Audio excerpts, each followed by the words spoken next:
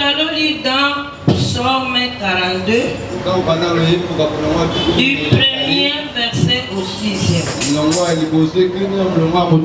Psaume 42,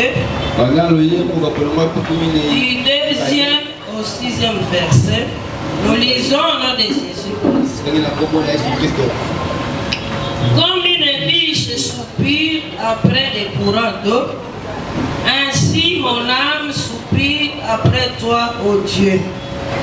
Mon âme a soif de Dieu, du Dieu vivant. Quand irai-je et paraîtrai-je devant la face de Dieu? Mes larmes sont ma nourriture jour et nuit, pendant qu'on me dit sans cesse, où est ton Dieu? Je me rappelle avec effusion de cœur, quand je marche entouré de la foule, et que je m'avançais à sa tête vers la maison de Dieu, au milieu des cris de joie et des actions de grâce, d'une multitude en fête. Pourquoi t'as battu mon âme et je m'y tue au-dedans de moi? Espère en Dieu, car je te mourrai encore. Il est mon salut et mon Dieu. Amen. Amen. Prions. Nous voulons t'écouter, Seigneur. Ouvre nos yeux et nos oreilles pour que nous puissions connaître ta volonté dans nos vies.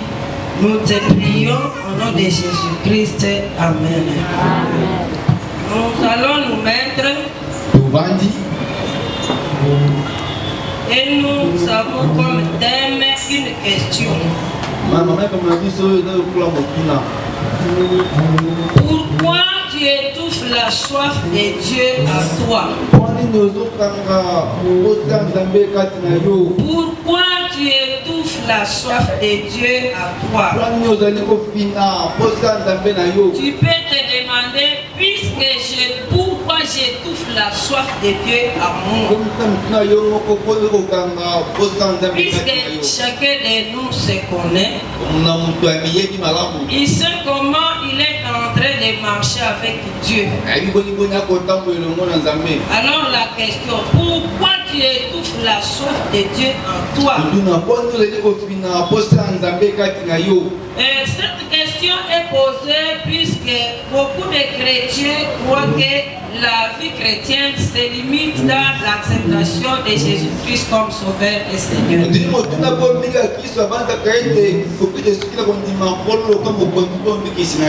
Beaucoup de gens, quand ils sont sauvés, ils ne cherchent plus Dieu.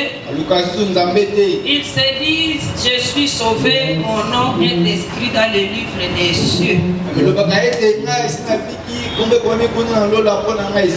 C'est chacun de nous qui s'inscrit et c'est chacun de nous qui se soutient. Beaucoup de gens se trompent. Tu dis je suis le fils d'Éternel. Même si je peux voler, je serai toujours son fils. J'ai toujours dit que la mathématique de Dieu n'est pas la mathématique des hommes.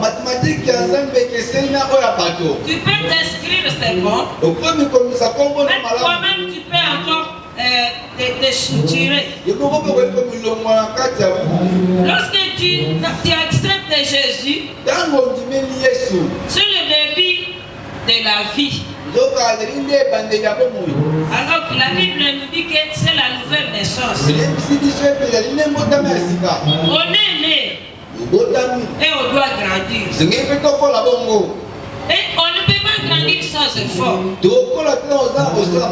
On grandit avec effort. On ne peut pas croître sans effort.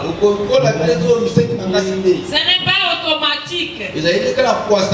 L'acharnement c'est automatique. Ce n'est pas aussi automatique puisque quand tu ne manges pas, tu ne vas pas croître. Pour que tu croisses, il faut que tu manges.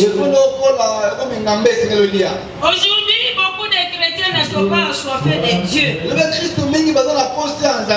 Puisqu'ils se sentent dans le confort. Et quel confort? Quand ils se voit béni physiquement. Tu le vois, il a la bonne santé. Tu le vois, il a l'argent. Donc il voit ce confort dans la santé. Il voit ce confort dans l'argent. Il voit ce confort dans ses enfants. Il voit ce confort. Il voit leur confort dans les enfants. Il voit leur confort dans les immeubles. Il voit leur confort dans le mariage. Il voit leur confort dans le travail. Ce n'est pas ça le confort. Il voit le confort dans beaucoup de choses. Ils se disent je ne manque de rien. Ils se disent j'ai tout. J'ai déjà accepté Jésus-Christ comme sauveur et Seigneur. Et ils se sentent dans leur confort. Ils se sentent dans leur confort. Je vais te dire que ça ce n'est pas le confort. Amen. Amen. Ça ce n'est pas le confort. Si tu peux étouffer la soif de Dieu à toi, c'est pour dire que tu peux aussi la mûrir. Tu peux cultiver cette soif en toi. Et cela dépend de toi. Amen. Amen. Je vais prendre deux exemples. Pourquoi quand tu consommes 3 boules de foufou, à un moment donné, tu parviens à ne plus même finir 2 boules. Pourquoi quand tu vois cette différence, tu te poses des questions. Tu vas te dire, aujourd'hui je ne parviens même plus à finir 2 boules. C'est qu'il y a un problème. Pourquoi quand tu sens ça dans ton alimentation, tu veux chercher la solution? Mais lorsque tu te sens baissé en spirituel, ça ne te dit rien. Alors que tu cherches la solution quand tu ne parviens plus à finir 3 boules. Tu vas chercher la solution. Tu vas chercher ce qui n'est plus normal à toi. Tu vas chercher les histoires qu'il faut faire diminuer les gens par exemple. Puisque quand tu ne finis plus 3 boules, tu ne resteras plus le même. Tu vas commencer à m'écrire. Et tu vas te demander pourquoi je commence à m'écrire. Tu vas chercher les histoires qu'il faut m'écrire. Est-ce que j'ai été empoisonné? Est-ce que je n'ai pas eu une maladie qui me fait m'écrire par exemple les intestinaux? Ou bien je n'ai pas la malaria et tout ça. Tu ne seras plus stable. Tu voudras chercher la solution. Le deuxième exemple, tu peux être un vendeur. Par journée, tu totalises même 1 million de francs congolais. Chaque jour, 1 million de francs congolais. Même plus que ça. Quand tu vois que tu commences à totaliser 200 000 francs congolais, tu vas te poser des questions. Qu'est-ce qui m'arrive? Est-ce que je ne suis pas bloqué quelque part? Est-ce que là où je travaille, il n'y a pas de démons qui sont là qui me bloquent? Tu vas vite chercher la solution. Et ça sera automatique puisque tu as vu une instabilité dans ce que tu fais. Pourquoi pas à Dieu? Pourquoi pas à Dieu? Tu as bien commencé à ton salut. Mais aujourd'hui, tu n'es plus ensoiffé de Dieu.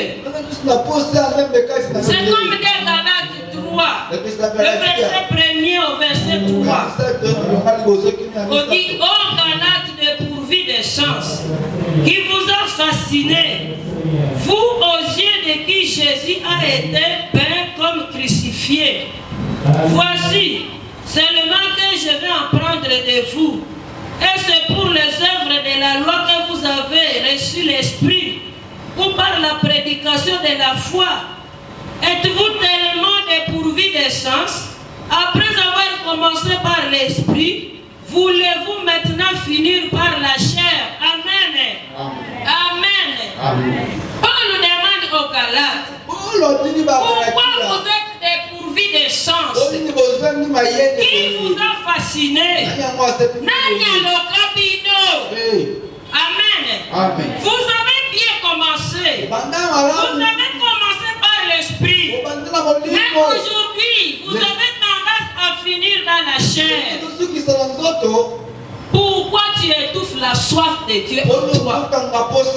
Tu étouffes la soif de Dieu en toi. Un jour, j'entretenais avec une maman. Je lui avais posé la question, lui demandant si elle peut expliquer si elle est encore persévérante à Dieu. Si elle est connectée à Dieu. Si elle est en bonne collaboration avec Dieu. Il m'avait dit oui, je suis en bonne collaboration avec Dieu. Je dis explique-toi. Puisque je vois mes affaires avancer. Je vois je suis en bonne santé. Quand j'ai pris, je vois que le Seigneur m'exauce. Quand il a commencé à parler de tous ses projets, et les projets qu'il réalise, ça aboutit. Et il a dit que ça confirme que je suis en communion avec Dieu. Je lui avais dit, détrompe-toi. Ce qui veut dire que tes projets avancent, sois fait de Dieu. Puisque quand tu lis la Bible, quand tu lis dans Matthieu 5,45, il fait lever son soleil sur les méchants et sur les bons. Et il fait pleuvoir sur les injustes et sur les justes. Amen. On peut être béni par la grâce de Dieu. Tu peux être béni par la grâce de Dieu. On n'a pas touché des gris-gris. On ne prie même pas. Mais les projets évoluent. Ce que tu entreprends, ça évolue. Alors que tu ne pries pas, alors que tu n'as même pas touché les gris-gris, la grâce de Dieu est sur toi. La main de Dieu est sur toi. Ne crois pas que tu peux étouffer Dieu ou bien chercher Dieu. Mais prendre la place de la grâce de Dieu. Dans la grâce de Dieu, tu es ce que tu es. Tu es gros, tu n'as rien fait. Tu as des enfants, tu n'as rien fait. Tu as un bon travail, tu n'as rien fait. Amen. Amen. Tu n'as rien fait. Tu as une bonne santé. Amen. Amen. Tu réussis tes études sans problème. Tu ne pries pas. Tu n'as rien touché. Tu n'es pas fortement assoiffé de Dieu. Mais cette histoire évolue. Ça, c'est la grâce de Dieu. Mais ce n'est pas ce que nous voulons voir aujourd'hui. Je te demande pourquoi tu étouffes la soif de Dieu en toi. Tout ce que nous venons énumérer ici, sans ce sont les conforts physiques. C'est le confort physique. Les gens se sentent dans un confort. Puisque j'ai l'argent, je ne manque de rien. Ils se sentent dans le confort.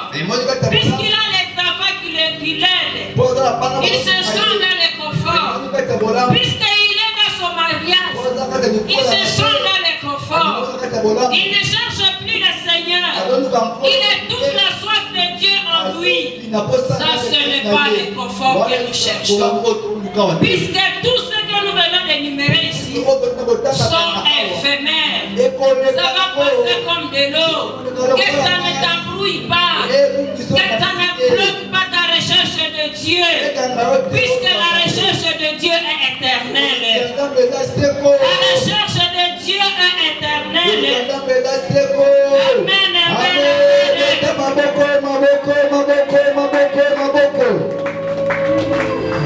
Paul a dit, c'est Dieu qui dit, ma grâce te suffit. C'est-à-dire que ce que nous pouvons, nous arrivons puisque la main de Dieu est au-dessus de nous.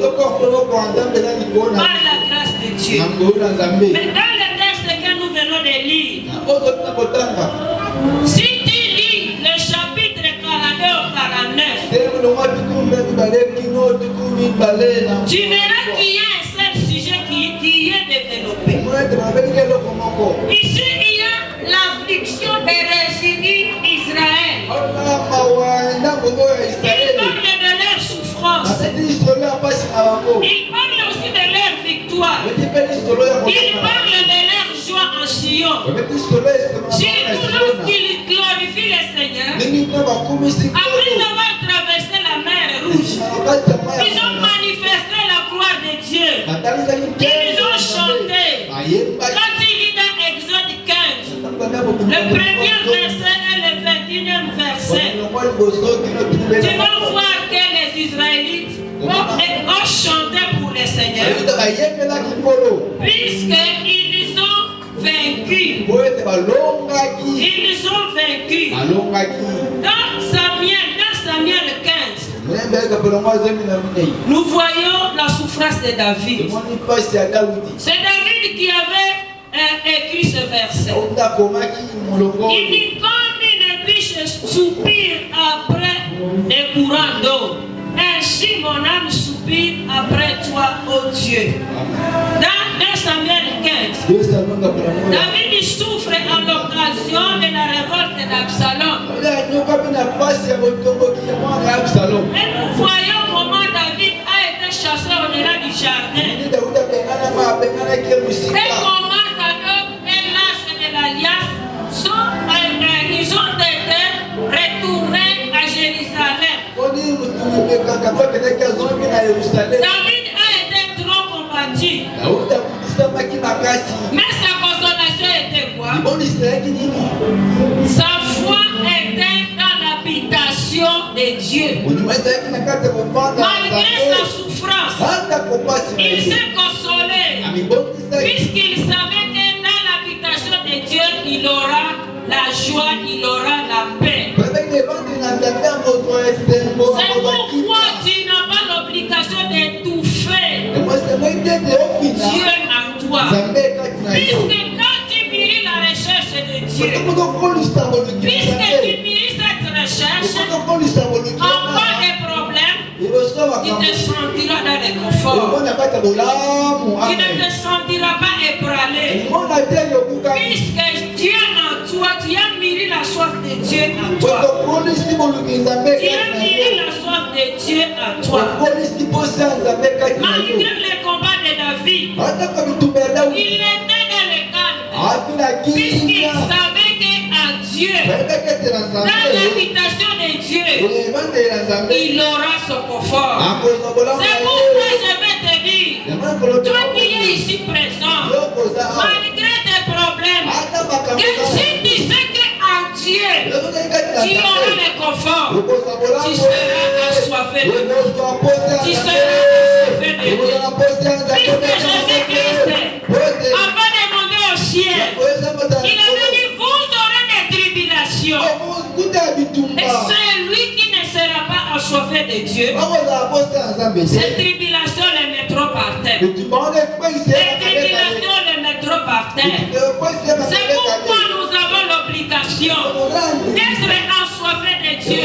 Puisque en cas de problème, tu verras la valeur d'être assoiffé de Dieu. En cas de la tentation, tu verras la valeur d'être assoiffé de Dieu. Nous sommes entourés de tentations. Nous sommes entourés de problèmes. Nous respirons des tentations. Mais quand tu n'es pas assoiffé de Dieu, c'est toi qui vas te mettre par terre. C'est comme aujourd'hui dans cette église. Nous voyons des tourbillons qui sillonnent dans l'église. Ce sont les faibles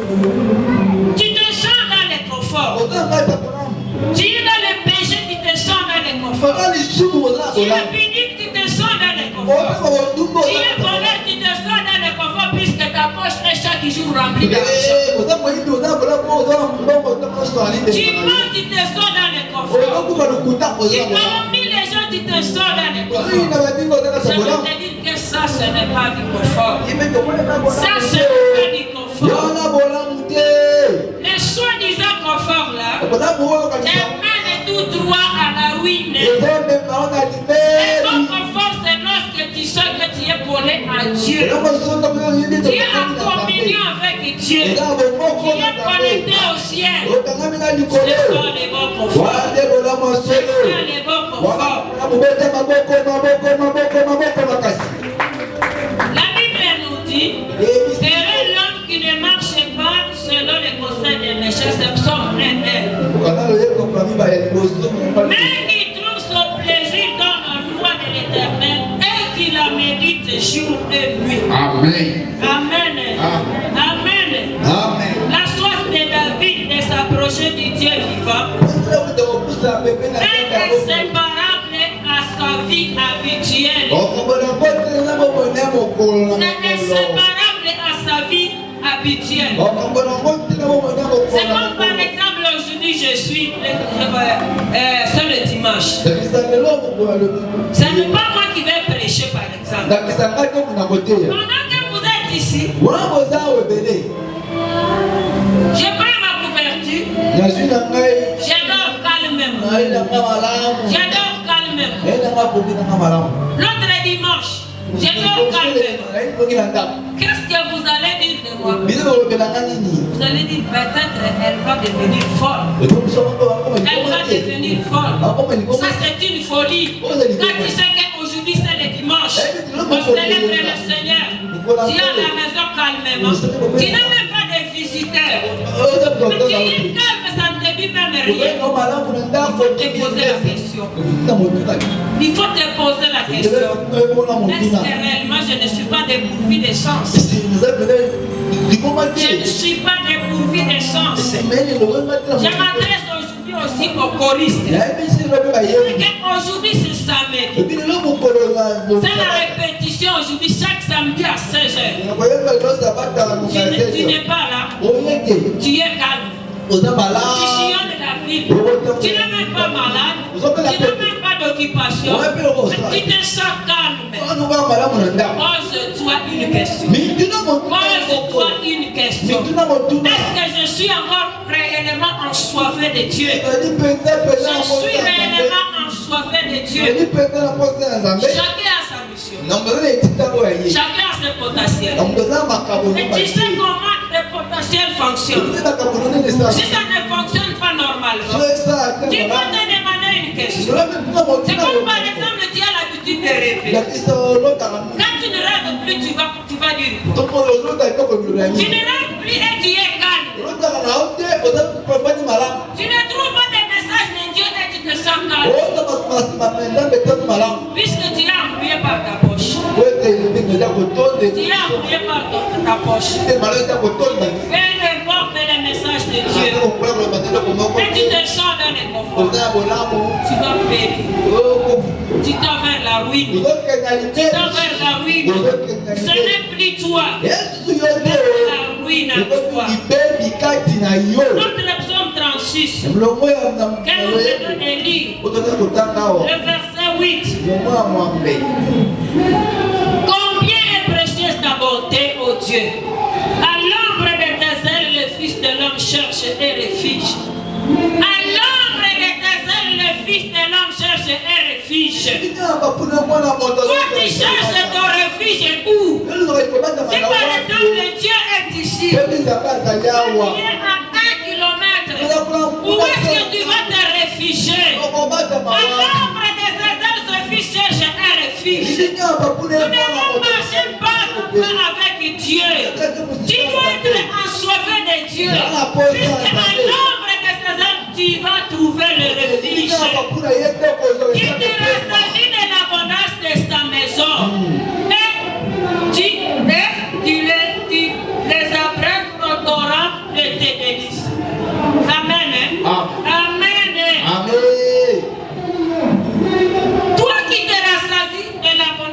maison de Dieu? Quand est-ce que tu seras venu louer de lui?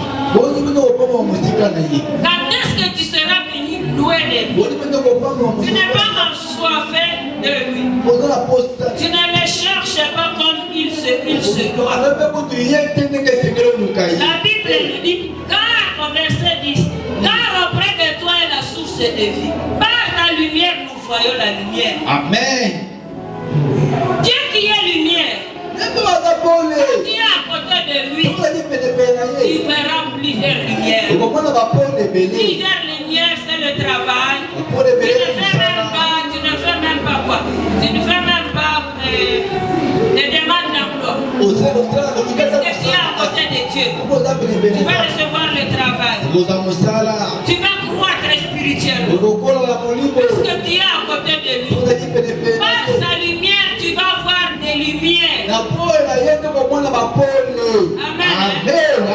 Par la lumière de Dieu, tu vas voir différentes lumières.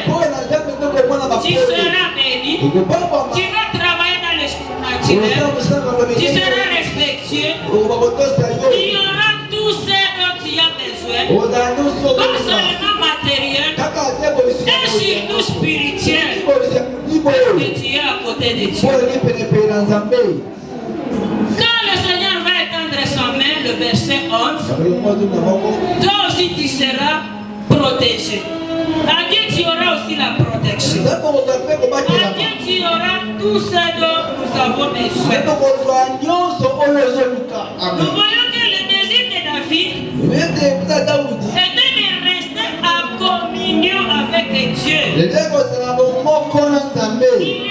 connecté à chaque instant avec Jésus.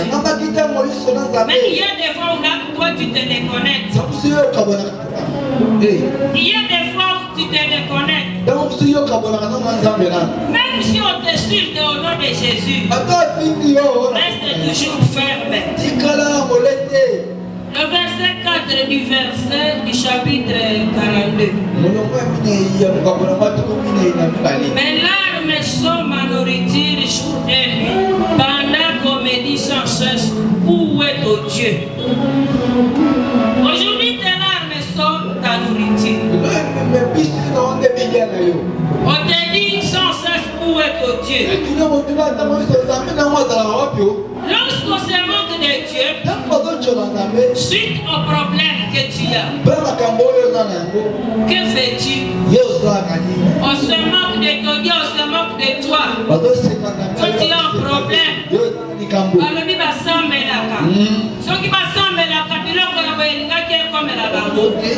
qu'est-ce que tu fais? Qu'est-ce que tu fais? Si tu as une bonne base, tu ne manqueras pas à Dieu. Quand on t'insulte au nom de Dieu, quand on t'insulte puisque tu suis Dieu à la loupe, peut-être tu te décourages directement. Tu t'écartes des affaires de Dieu. Tu restes endormi à la maison. Soi-disant les méchants progressent. C'est vrai ce qu'on dit, c'est vrai. Qu'est-ce que j'ai eu à Dieu? Puisque les méchants progressent. Ce sont les prostituées qui se marient. Moi je suis là, on ne me voit même pas. Mais tu te décourages. Tu n'as pas compris pourquoi tu t'es engagé à Jésus. Tu n'as pas compris pourquoi tu t'es engagé à Jésus. Si tu sais pourquoi tu t'es engagé à Jésus, plus on te suit à cause de son nom, plus tu prends courage. C'est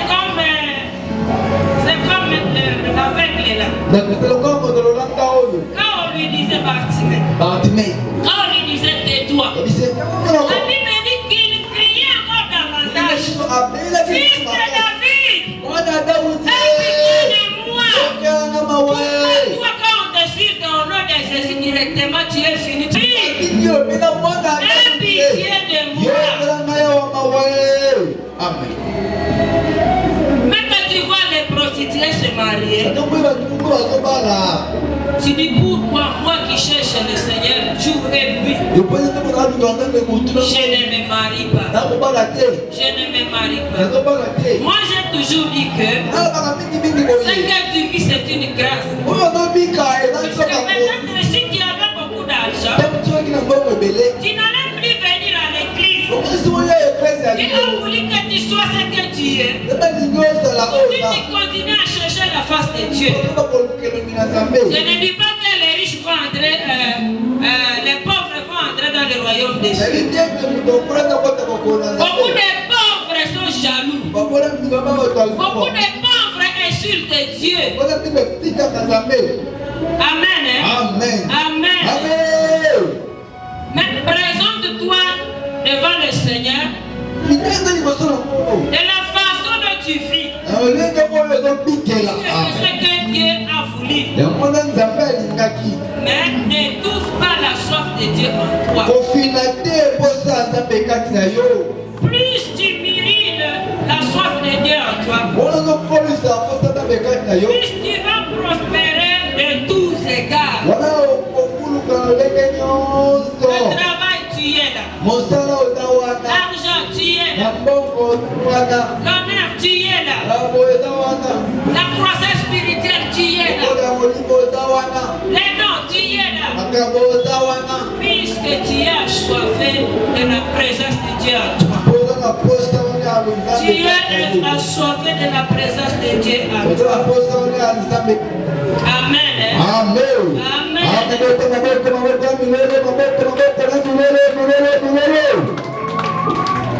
La force de l'amour intense de David et la force de l'amour ardent pour l'Éternel chez David, ça apparaît dans les larmes qu'il verse. Lui, il voit que son problème aura la solution à Dieu. Mais quand tu te dis à toi,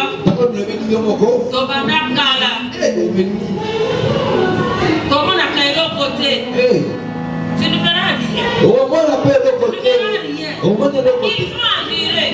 Malgré les échecs, sois toujours assoiffé de Dieu. Sois toujours assoiffé de Dieu. Et Dieu qui n'a jamais été redevable à personne, il ne manquera jamais à te payer. Il ne manquera jamais. Le verset 5. La Bible nous dit, je me rappelle avec effusion de cœur quand je marchais entouré de la foule et que je m'avançais à sa tête vers la maison de Dieu, au milieu des cris de joie et des actions de grâce, d'une multitude à fête. Nous allons prendre le livre de Samuel. On va expliquer notre 5e verset. Le livre de Samuel. Le chapitre 6. Samuel a dit aller. Le verset 4 au 19.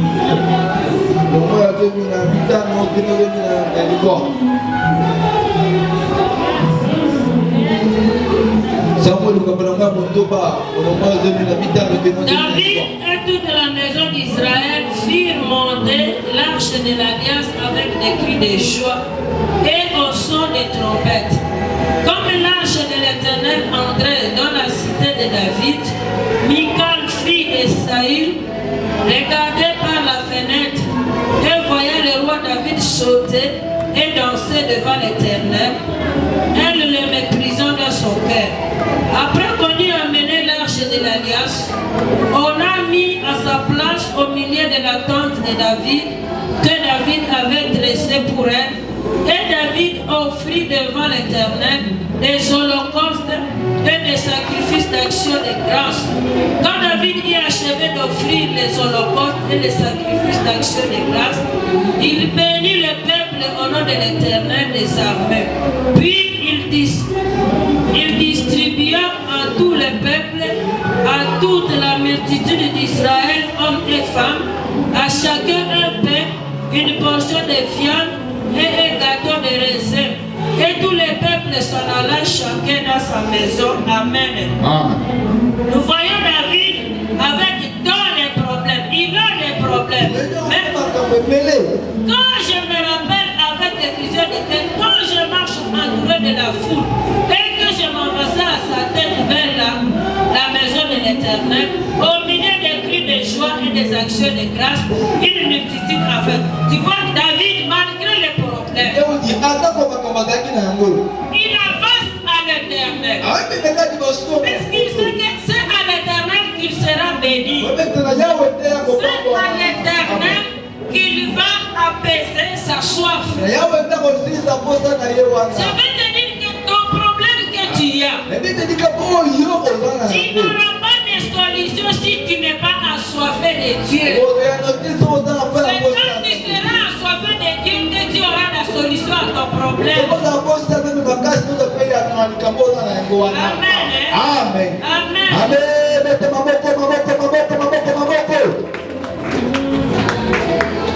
Il demande pourquoi t'as battu mon âme et gémis-tu au-dedans de moi. Espère à Dieu, car je le louerai encore. Il est mon salut et mon Dieu. Amen. Amen. Ce verset invite David, il invite à son âme triste. L'âme de David est triste. Mais il voit qu'il sera apaisé. Il se confie à Dieu. Et quand il va espérer à la délivrance de Dieu. Je ne sais pas comment le président de la République peut te donner quelque chose alors qu'elle ne te connaît pas. C'est quand tu seras assoiffé de Dieu qu'il te donnera ta délivrance. C'est quand tu seras assoiffé de Dieu qu'il te donnera ce que tu cherches. Tu ne peux pas avoir quelque chose du président de la République s'il ne te connaît pas, s'il ne te voit pas. Quand tu ne l'amadoues pas, quand nous voulons avoir quelque chose de Dieu, il faut l'adorer, il faut la magnifier. Et comment tu vas l'adorer à 1000 km? Comment tu vas l'adorer à une longue distance? Il va voir ton adoration si et seulement si tu es à côté de lui. Si et seulement si tu es à côté de lui. Et pourquoi tu étouffes la soif de Dieu en toi? Toi qui es un problème, toi qui n'as rien. Il faut voir David. Quand il a offert à Dieu, il a offert à Dieu beaucoup de choses. C'est pour dire que David, il avait tout. Mais ça ne l'a pas empêché de chercher la face de Dieu. Il a continué à chercher la face de Dieu. Puisqu'il savait qu'à Dieu, il a autre chose. Amen. Il faut savoir que tu ne peux pas payer la paix avec l'argent. Tu ne peux pas payer le calme avec l'argent. Et tu ne peux pas avoir cette paix ou bien ce calme quand tu es loin de Dieu. Quand tu es à côté de Dieu, malgré l'ampleur de ton problème, tu sentiras que tu es calme. Tu sentiras que Dieu est avec toi. Amen. Amen. Amen. Nous allons lire dans 1 Corinthiens 15. 1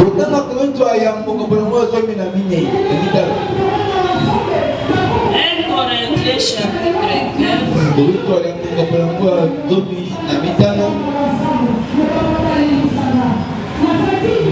1 Corinthiens 15, le verset 58.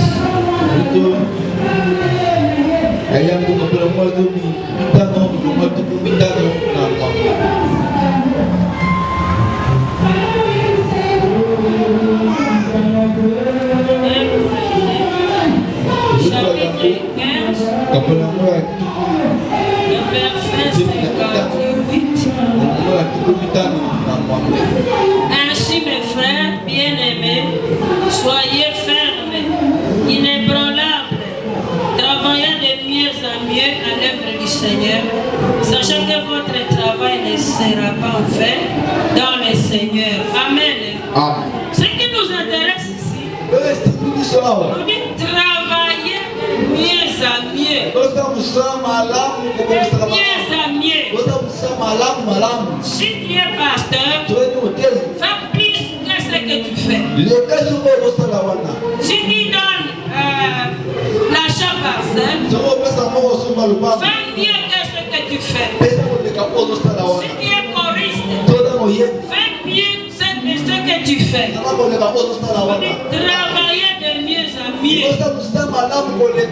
En matière spirituelle, personne ne se suffit pas. Même les pasteurs ne se suffisent pas. Même les peuples ne se suffisent pas. Nous sommes toujours dépendants jour pour jour.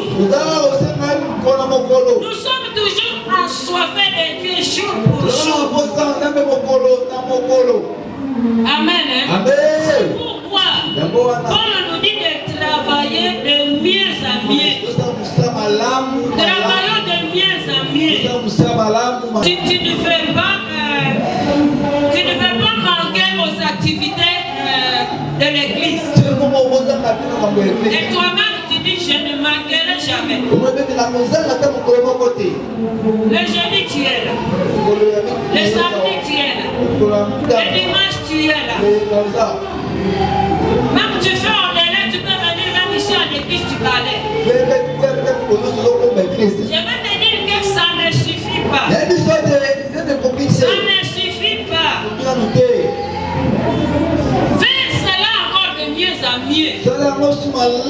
Ça ne suffit pas. Il y a d'autres pour venir à l'église, on les pousse. On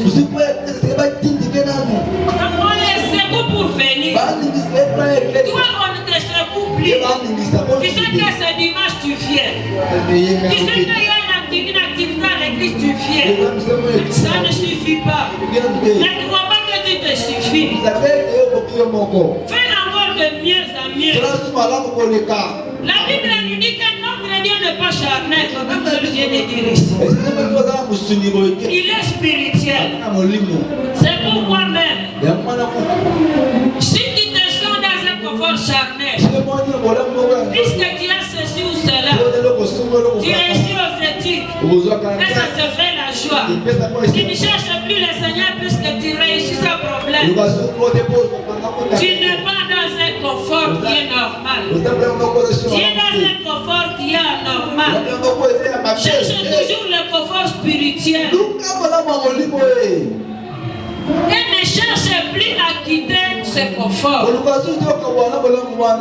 Puisque le confort charnel, on a dit que c'est éphémère. Ce n'est que le confort divin qui est éternel.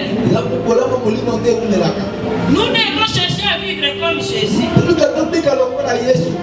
Qui après 33 ans, il a fini sa mission. Puisque nous sommes ses disciples, en vivant, demande à l'Éternel, quelle est ma mission? Cherche à vivre selon ta mission. Cherche pour que ta mission finisse bien. Jésus, il n'a pas interrompu sa mission. Il a commencé sa mission.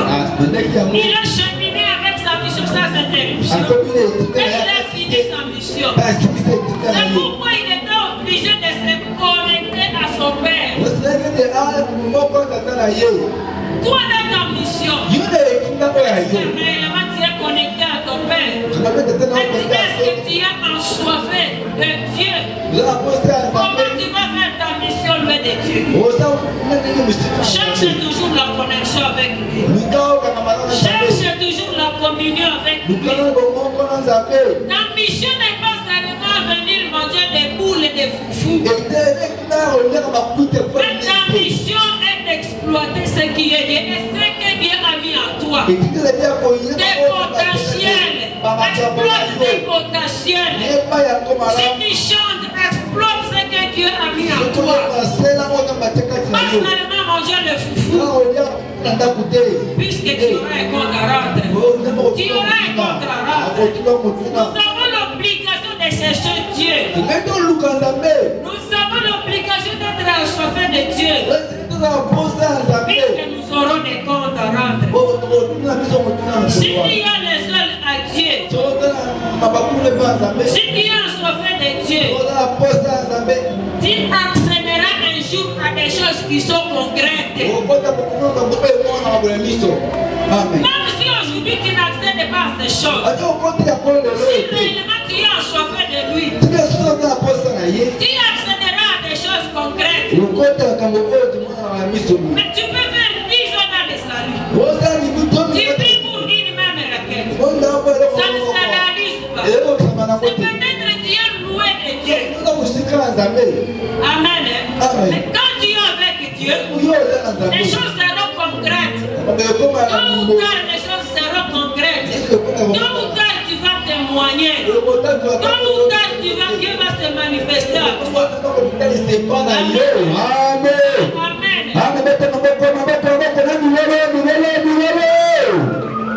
À moins qu'il y ait une particularité chez toi, quand on lui demandait de le guérir puisqu'il avait une grosse podo, puisque ses yeux pleuraient, il avait dit ma grâce te suffit.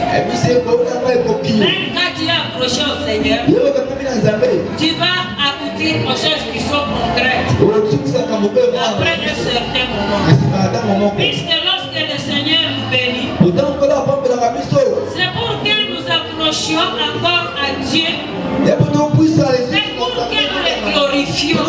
Et nous glorifions Dieu d'abord. Nous glorifions Dieu quand nous le témoignons, quand nous témoignons sa grandeur, quand nous témoignons ses bienfaits, quand nous restons fidèles à lui, et quand nous savons surtout que un jour nous allons nous réjouir avec lui sur sa table royale. Sur sa table royale.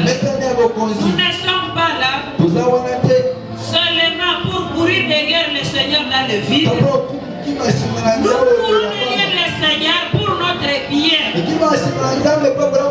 Puisque ce que Dieu nous donne et ce que nous trouvons chez lui, ce sont des choses éternelles. Nous sommes assoiffés de Dieu, puisque nous voulons qu'un jour nous accédions au royaume des cieux. Que le Seigneur nous aide et nous bénisse.